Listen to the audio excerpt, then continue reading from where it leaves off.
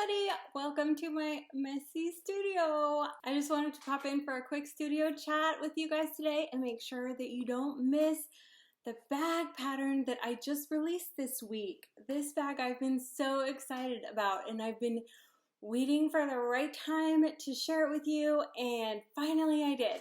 So this bag I call my Mod Log Cabin Tote.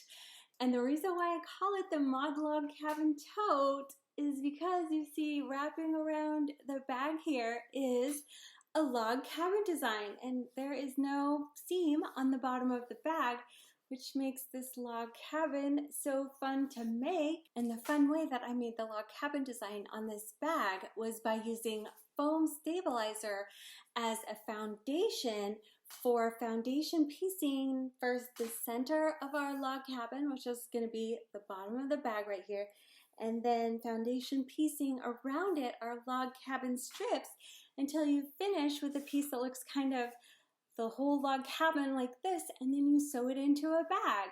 And of course this bag is stabilized with the foam stabilizer, the Biani foam stabilizer, so that it is nice and sturdy, and it's a great size for holding lesson materials or for holding stuff to take to work. On this piece I started, and then I decided that I think I'm going to use a different fabric for each round of my log cabin so that it turns out really scrappy and crazy and colorful. I can't wait to see how it turns out. So I'm going to put a link for the free pattern and tutorial for this bag in the space below so that you can make your own Mod Log Cabin Tote. Believe me, it's super easy. The construction techniques for this bag after you do your foundation piecing are a breeze.